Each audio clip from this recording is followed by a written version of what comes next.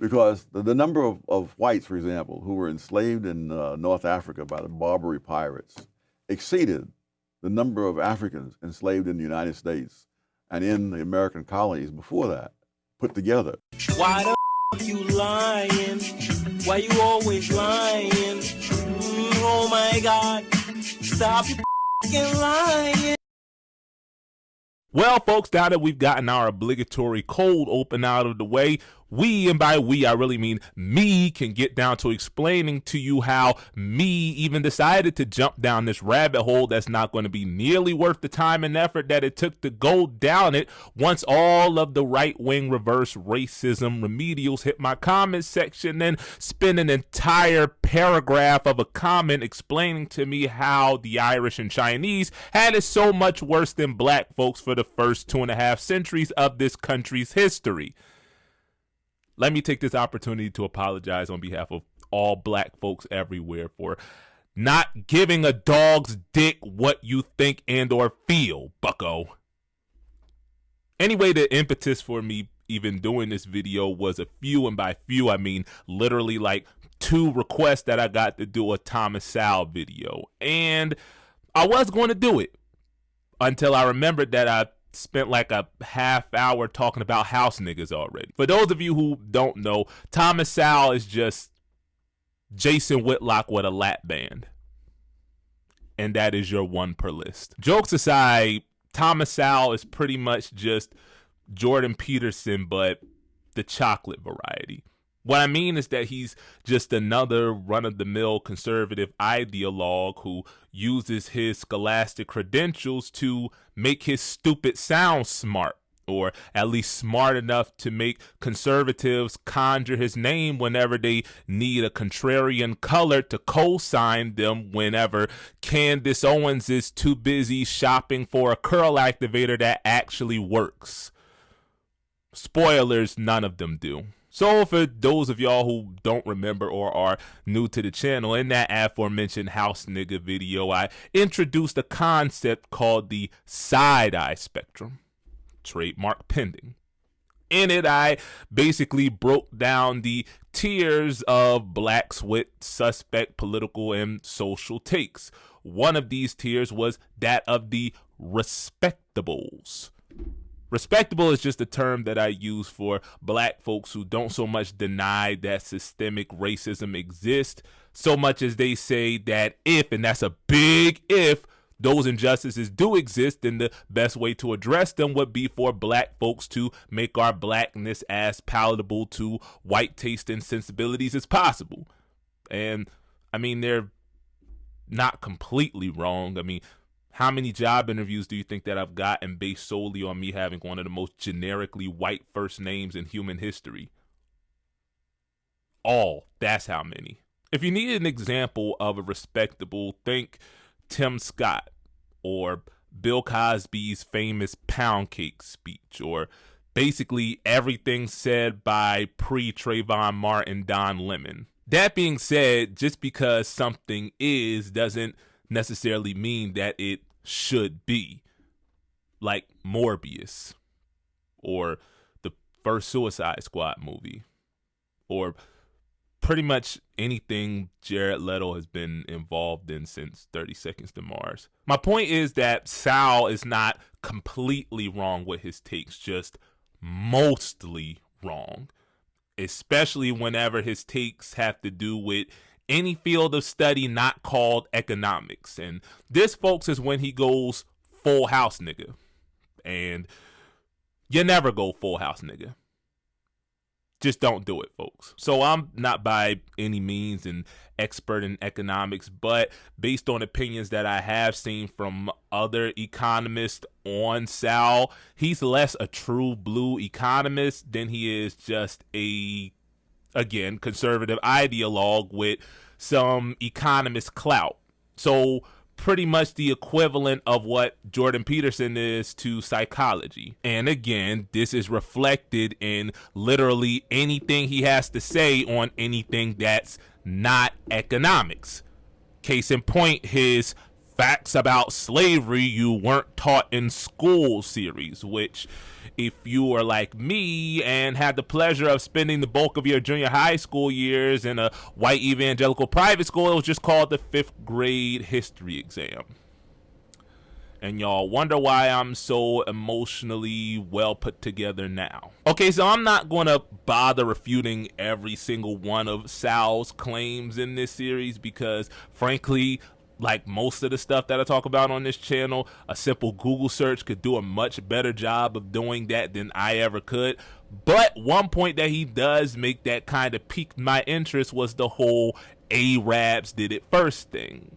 And again, as I said in the previous video on The Boys, which you should definitely check out if you haven't already, in every good lie, there is at least a kernel of truth in there somewhere.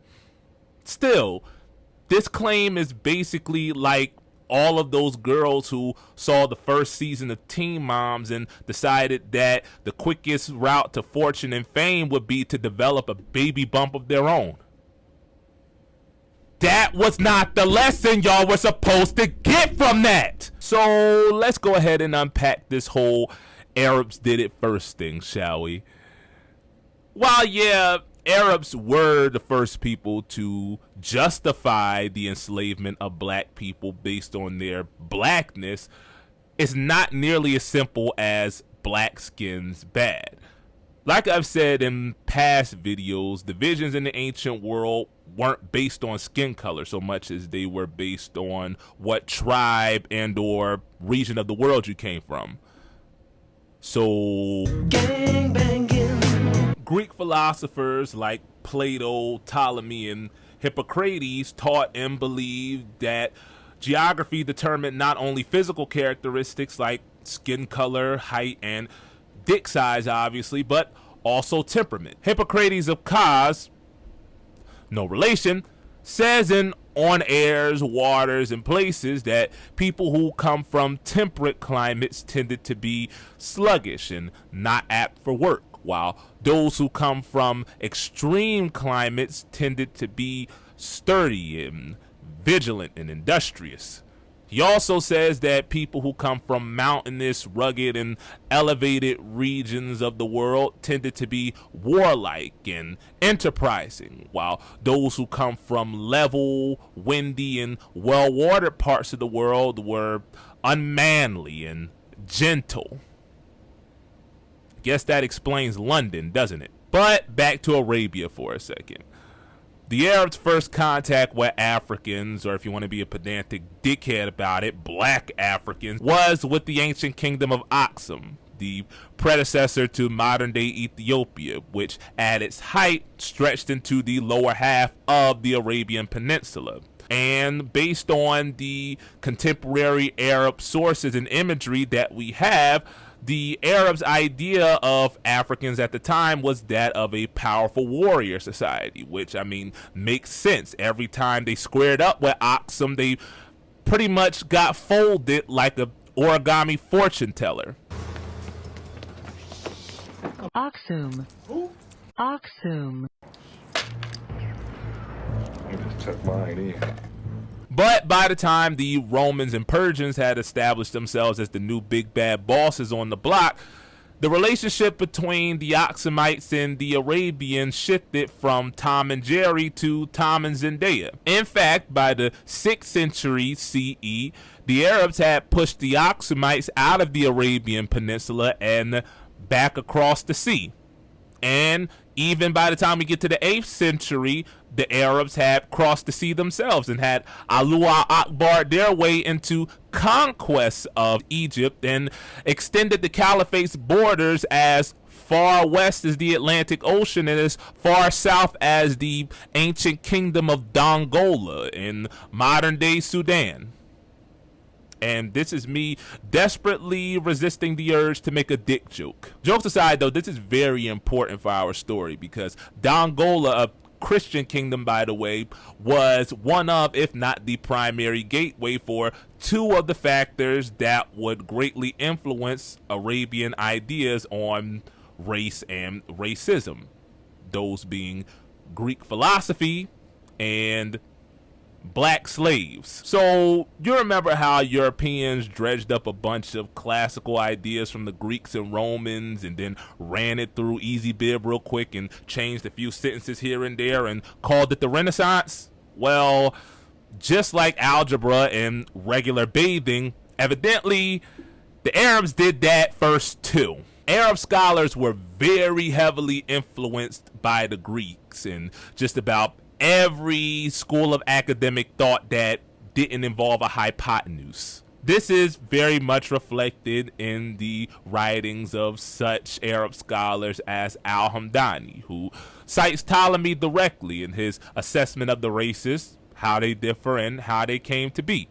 Ibn Butlan, who divides sub-Saharan, i.e. black Africans, into 4 distinct races based on what region of sub-Saharan Africa they come from, and the much later Arab scholar Ibn Khaldun, who, in an attempt to refute another very popular theory on race that we'll come back to later, regurgitates the Greeks' idea of geographical racial distinctions or whatever.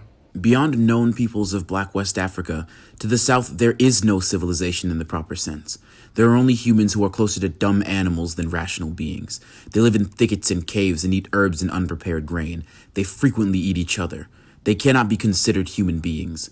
Therefore, the Negro nations are, as a rule, submissive to slavery, because Negroes have little that is essentially human and possess attributes that are quite similar to those of dumb animals, as we've stated. One Persian scholar, using their proximities to the equator as justification, said that black people's brains were burnt by the sun and that white folks were half-baked. Iraqis have been well-baked in wombs that do not expel them prematurely with a blondish or reddish color, with gray-blue eyes and whitish eyebrows, such as occur to the wombs of the Slav women, or those like them or comparable to them. The wombs of their women do not overcook them until they are burnt, so that the child comes out something black or pitch black. Malodorous and pungent smelling, with peppercorn hair, unbalanced limbs, a deficient mind, and depraved passions, such as the Zanj, the Ethiopians, and other blacks. Like, I really shouldn't have to write a punchline for that, should I? To further support the idea that our modern understanding of race and racism originates in Greek philosophy, may I refer you to French physician Francois Bernier, who sometime in the 1680s also divided peoples up into distinct races based on region. Bernier, like the Arabs, argued that geography was the primary factor in determining traits like skin color, height, etc., even though it's kind of blurry because he does accept that black folks are going to be black folks regardless of where and how they're born.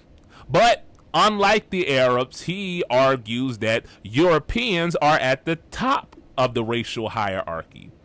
Surprise, surprise! But just like one of the worst brain drains in the country's history brought on by a decades-long recession, or in other words, just another Tuesday in Kenya, we ain't done with the Greeks yet, buckos. This is Aristole, Mr. Greek supremacy himself. The guy that taught Colin Farrell that it was his duty, nay, his destiny, to Hellenize the entire rest of the world and force the rest of us to wear togas and eat feta for the rest of our lives under the threat of mass genocide. But you see, that's not the only reason why Aristotle would have been right at home on the PragerU guest speaker list. Those who are as different as the soul from the body or man from beast, and they are in this state if their work is the use of the body, and if this is the best that can come from them, are slaves by nature. For them, it is better to be ruled in accordance with this sort of rule, if such is the case for the other things mentioned. You see, it's Aristotle and not Nietzsche where the whole master-slave morality thing really originates. I mean, this guy practically simped not just for slavery, but slave masters themselves. Anyway, Aristotle believed that slaves, whether made through birth, sale, war, or otherwise, were inherently inferior to their masters. Why? Because then they wouldn't be slaves after all. Duh, genius. Aristotle surmised that slaves lacked the temperament to function in civilized society without the guiding paternalistic hand of their master leading them along the way, lest they wander into the Mediterranean and drown or something. Furthermore, he argues that slave masters, by virtue of their virtuosity, I guess, should be given the right to determine the laws, the rules, the regulations, the morals, mores, norms, and nores by which society operated, and forget about this egalitarian nonsense. Y'all already know what I'm going to say. Just let's move on to the next portion, Clarence. Tools may be animate as well as inanimate. For instance, a ship's captain uses a lifeless rudder but a living man for watch, for a servant is, from the point of view of his craft, categorized as one of its tools. So any piece of property can be regarded as a tool enabling a man to live, and his property an assemblage of such tools. A slave is a sort of living piece of property, and like any other servant is a tool in charge of other tools. Fuck this nigga. So, because as we've already established, medieval Arabs were modern history's first real swag surfers. They took a look at Greek philosophy and then took a look at their slave population and saw that like 9 in 10 of them were black, and because 2 and 2 equals fish, obviously, surmised that, aha, the blacks must be inferior to us. But not those half-baked whites, obviously, because we still think less of them than Ben Simmons does effort. I swear these Ben Simmons jokes are just way too easy.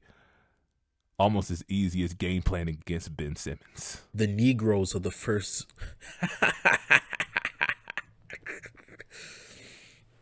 The Negroes are the first... Wait. The Negroes of the first zone dwell in caves and thickets, eat herbs, live in savage isolation, and do not congregate and eat each other. The same applies to the Slavs, and they become correspondingly remote from humanity. Fuck this nigga. Case closed, she's a witch. We've got our culprit, right? Well, not quite, because remember that other factor that I mentioned earlier? The one that Ibn Khaldun made a point to refute? You know what that factor was, buckos? It was the Bible. Well, it kind of was the Bible. Let me explain. So if you spent anything more than 10 minutes in a Sunday school class or a Liberty University anthropology course for that matter, then you were probably taught that God told Noah that it was going to rain cats, dogs, and cartoonishly attractive men for 40 days and nights. And so Noah gathered up his entire family as well as 2 of every living creature on the planet, and they got on the boat. And everyone on earth, aside from Noah and his family, died one of the most horrific deaths imaginable. You really don't think about how messed up this story is when you're like 6 years old, but I mean, then again, they did make up a whole nursery rhyme about the Black Plague and London Bridge.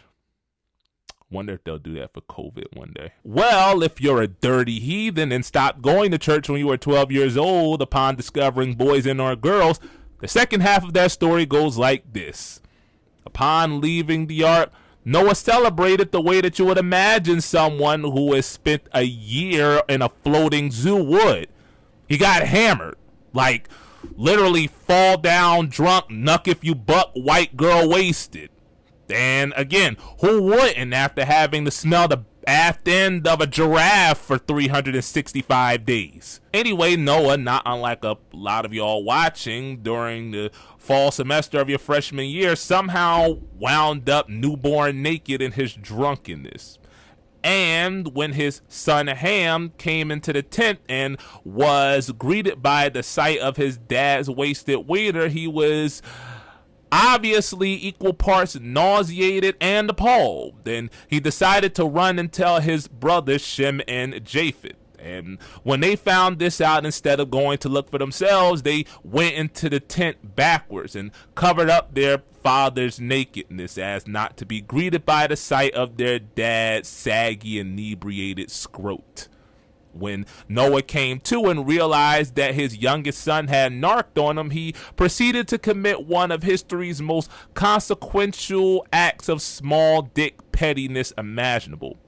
He cursed not Ham, but his son Canaan, thus the curse of Ham theology, which says that black people are literally cursed to be servants to all of the rest of the peoples of the world. And this is basically what Europeans used to justify slavery. And Noah awoke from his wine, and knew what his younger son had done unto him. And he said, Cursed be Canaan. A servant of servants shall he be unto his brethren. And he said, Blessed be the Lord God of Shem, and Canaan shall be his servant. God shall enlarge Japheth, and he shall dwell in the tents of Shem. And Canaan shall be his servant. Now, full disclosure, there is some debate as to what saw his father's nakedness actually means in the original text. Some argue that it means that he sodomized his dad. Others argue that it means that he slept with one of his father's wives while his father was passed out drunk. But the point is that, again, the curse of Ham was one of, if not the biggest justification used by Europeans for the transatlantic slave trade. Even though, I mean, if we're going to get technical, and if you really want to go according to the biblical record, then all of those who are in the Arabian Peninsula, even up to modern day Palestine, are technically descended from Ham, which, I mean, makes sense, all things considered. Hi, everybody. Future Bill here, broadcasting live from a hurricane to help my half-witted past self out with a quick editorial note. So, yeah, like past Bill said, technically the curse was never applied to Ham, but rather to his youngest son, Canaan. However, the part that my past self forgot to mention is that neither Canaan nor his direct descendants ever actually migrated to Africa. Rather, they became the Amorites, the Edomites, the Moabites, the Hittites, and all of those other Semitic-speaking people that would populate the biblical land of Canaan, i.e. ancient Palestine. And, I mean, if we're going to go according to the biblical record of how Israel became Israel in the first place, then, I mean, duh, nigga. Rather, again, if we're going to go according to the biblical narrative, then black people are said to be descended from Ham's oldest son, Cush. Thus, the Old Testament writers often using the term Cushite to describe ancient East African peoples like the Nubians, the Midianites, and the Ethiopians. And all of these people, the Old Testament prophets described in neutral at worst terms, if not positive. So, yeah. Racism is stupid. That's the point you take from this. Now, let me stop here to make an important, if somewhat pedantic, point here. Arab slavery was not race-based so much as they just use race as justification for something that they were already doing. I mean, we know for a fact that there weren't just black slaves, but there were also European slaves in both the Caliphate and the succeeding Ottoman empires. Case in point being those prisoners of war taken during the Crusades. If anything, we could argue that Arab slavery was more religion than race-based, again, going back to those white Christian slaves that were taken through the Crusades. Because we know for a fact that even if marginally, black Muslims were treated better than non-Muslims of all races during the time of both the Caliphate and the Ottoman Empire. Lastly, it was not uncommon for Arab scholars of the time to denounce racism outright because the Quran teaches against it. And many of those scholars would refer back to the Ethiopians, the descendants of the ancient Aksumites, as examples of the virtues of black people. Because, again, the Arabs got folded every single time they squared up with Aksum. Also, Arab slavery was primarily domestic and or sexual, as evidenced by the fact that 2 out of every 3 slaves in the Arab world were women, and the men who were slaves were primarily used as unpaid mercenaries. And this isn't by any means to justify the Arab slave trade in any way, shape, or form, or the way in which slaves were used, but it's to make a point that unlike in the US, which we're going to talk about in a second, slavery was not the economic foundation upon which the caliphate or the seceding Ottoman Empire were built. In fact, in 2010, former Libyan dictator Muammar Gaddafi, evidently acting as interim emperor of all Arab people everywhere, apologized on behalf of the Arab world for the Arab enslavement of black people. There was a national apology for slavery. It was called the Civil War, where 700,000 Americans died. Remorse, the one cultural commodity that white people won't bother stealing, evidently. My point is, this whole Arabs did it first thing is little more than a deflection used by people who don't really care about history, except in those instances when they can weaponize it to deflect from the fact that Europeans used race as a justification to kidnap, enslave, and exploit tens of millions of people to make themselves rich beyond their wildest dreams. Additionally, in order to make a proper assessment of the evidence that we have in front of us, we have to understand that Arab and medieval European ideas on race and racism developed almost mutually exclusive of one another, even if based on literally the exact same foundations. What I'm saying is, Arabs developed their concept of race and racism for no reason than to just be dicks to anyone who didn't look like, while Europeans created their own concept of race and racism to create a natural hierarchy of sorts, and to use that natural hierarchy to justify the enslavement and exploitation of people based on something that would otherwise be considered arbitrary. So the short answer to a very long question of who invented racism is white people. Duh, nigga. At least racism in the context in which it's practiced and understood in the modern world. In 718 CE, the Umayyad Caliphate completed its conquest of Visigothic Hispania.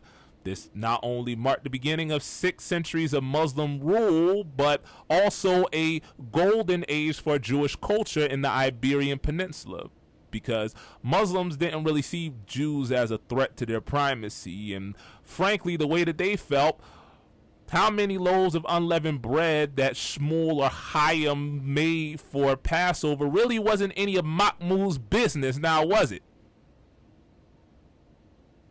However, in 718 or 722 CE, depending on how drunk you are, Christian, read, white armies defeated the combined Arab and Berber forces at the Battle of Covadonga.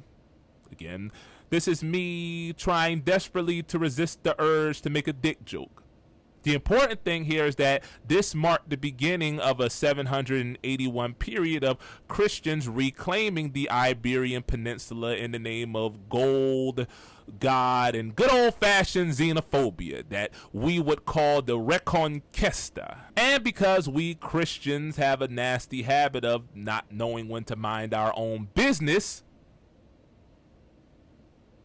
instead of just leaving well enough alone and leaving the Muslims and Jews that remain to their own devices, Christians went on a campaign of forcing those Jews and Muslims to convert to Christianity under the threat of torture rack. However, because again, we don't know when to leave well enough alone, these Moriscos and Conversos, Muslim and Christian converts respectively, were persecuted by pretty much everybody, because it was assumed that even though they had converted, they were still practicing their old religion, just outside of the prying eyes of father fascists. This fear of a combined Judeo-Muslim reconquista led to a concept being created called limpieza de sangre, which literally means cleanliness of blood, which basically said that if your Christian was any less than my Christian, then it was the devil. And because people are idiots, obviously, a few decrees, a couple edicts, and a whole inquisition later, limpieza de sangre became less a religious than racial thing. In fact, many Spaniards who sought to immigrate to the New World were prevented from doing so because they were unable to prove that they weren't descended from a Muslim or a Jew, as evidenced by decrees being made to ban descendants of Moriscos and Conversos from many institutions like the military, guilds, and most official positions, regardless of how low they were or were not dropping it for Black Jesus. Drop it low for Jesus. So yeah, we can assume that Spaniards that immigrated to the New World from Spain did so at least under the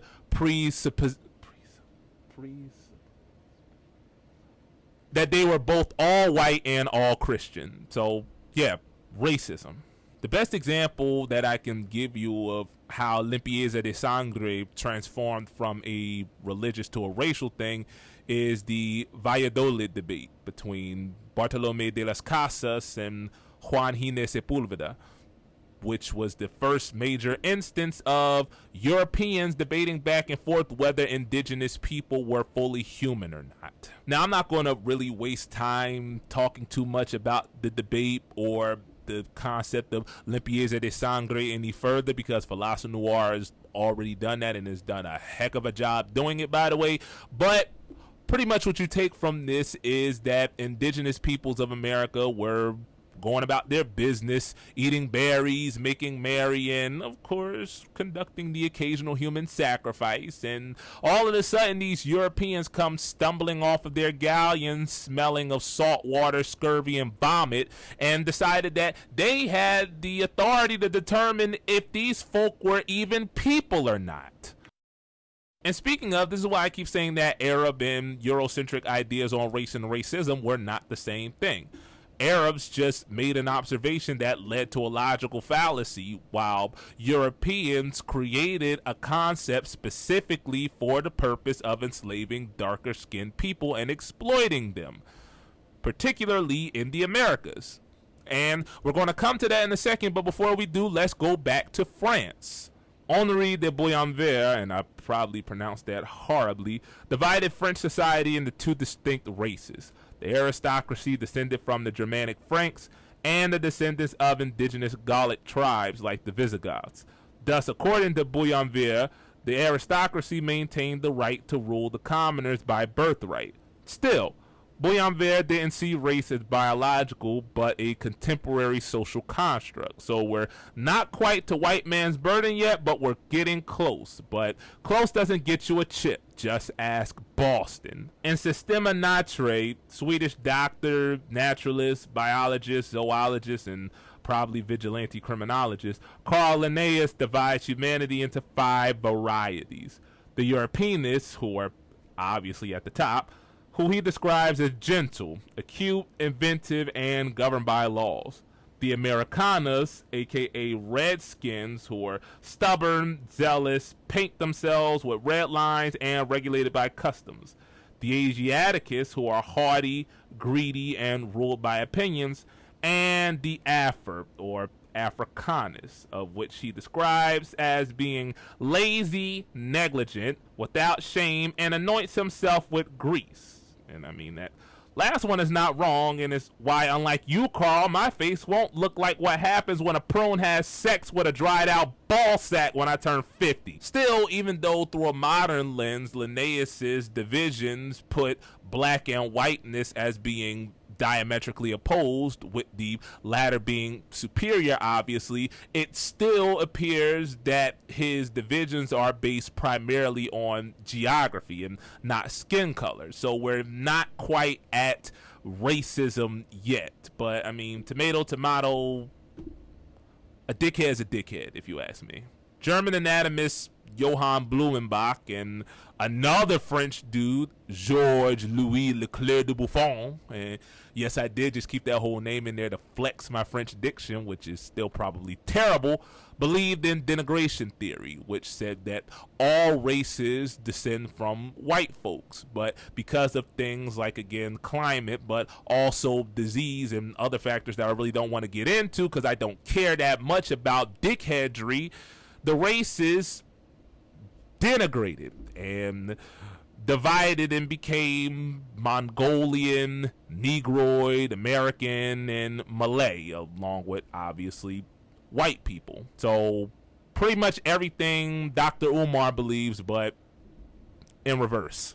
It only takes a little bit of white brainwash to activate the coon chip in the average Negro. Benjamin Rush, yeah, that Benjamin Rush, believed that blackness was due to a disease akin to leprosy that he called Negroidism, which